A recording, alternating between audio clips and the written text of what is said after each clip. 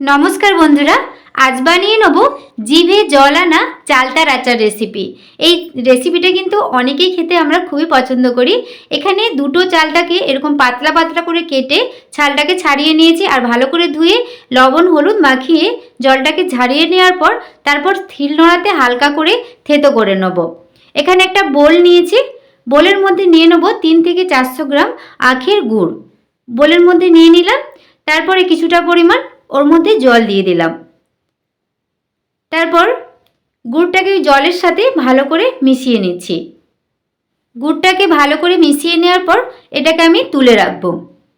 গ্যাসের মধ্যে একটা কড়াই বসিয়েছি, শুকনো কড়াই কয়েকটা মশলা ভেজে নেব। তার জন্য কয়েকটা শুকনো লঙ্কা দিলাম, কয়েকবার নাড়াচাড়া করে হালকা করে ভেজে নিচ্ছি। ভাজা হয়ে গেলে এর মধ্যেই দিয়ে দেবো 1 থেকে 1.5 চামচ গোটা জিরে, ধনে দিয়ে দেবো গোটা ধনে 1 চামচ দিলাম। তারপরে নাড়াচাড়া করে হালকা আঁচে মশলাগুলোকে ভেজে নেব। আমার চ্যানেলে আপনি যদি নতুন হয়ে থাকেন প্লিজ আমার চ্যানেলটি সাবস্ক্রাইব করবেন আর পাশে থাকা বেল আইকনটা পুশ করে দেবেন আমার নতুন ভিডিও পাওয়ার জন্য। মশলাটা ভাজা হয়ে গেছে, এটাকে ঠান্ডা করে গুঁড়িয়ে নেব। কড়াইয়ের মধ্যে কিছুটা পরিমাণ সরষের তেল দিলাম, তেলটা ভালোভাবে গরম হতে দেবো। যখন তেলটা ভালোভাবে গরম হয়ে যাবে এর মধ্যে শুকনো লঙ্কা, দুটো তেজপাতা দিলাম আর দিয়ে দেবো কয়েকটা গোটা জিরে। তারপর জিরে, শুকনো লঙ্কা, তেজপাতাকে নাড়াচাড়া করে ভালো করে ভেজে নিচ্ছি।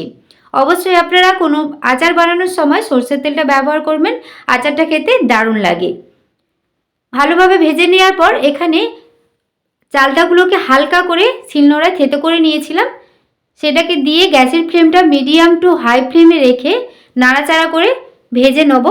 খুব একদম যে মানে লাল লাল করে ভাজতে হবে তেমন না, হালকা করে ভেজে নেব।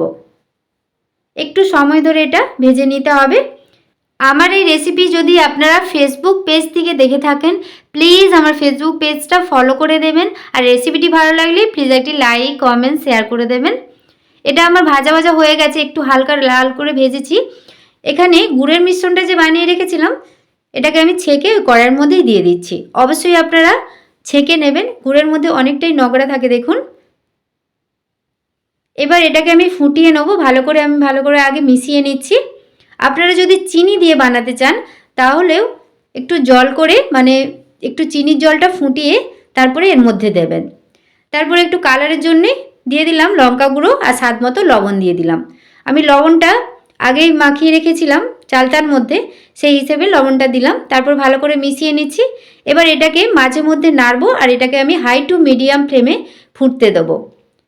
10 থেকে 15 মিনিট ফুটিয়ে নেওয়ার পর এরকম শুকনো শুকনো অবস্থায় এসে যাবে দেখুন। আর এই 15 মিনিট ফুটিয়ে নেওয়ার পর চালতাটাও সুন্দরভাবে সেদ্ধ হয়ে যাবে।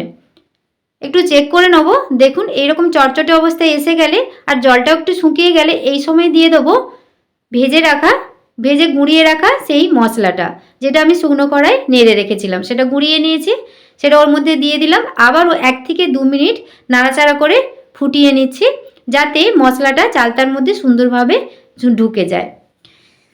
এটা আমার হয়ে গেছে। এবার গ্যাসের ফ্লেমটা অফ করে এটাকে নামিয়ে নেবো আর একটু রস থাকতে থাকতে নামাতে হবে। এটা যখন পুরোপুরি ঠান্ডা হয়ে যাবে এটা সুন্দরভাবে শুকনো শুকনো হয়ে যাবে। দেখুন একটা বাটির মধ্যে নিয়ে নিয়েছি, কত সুন্দর লাগছে। এটা আপনারা 1 থেকে 2 বছর স্টোর করে রেখে দিতে পারেন আর যখনই মন করবেন তখনই খেতে পারবেন। বাড়িতে অবশ্যই বানাবেন, খেতে দারুণ লাগে। রেসিপিটি ভালো লাগলে প্লিজ একটি লাইক কমেন্ট শেয়ার করবেন। সবাই ভালো থাকবেন, ধন্যবাদ।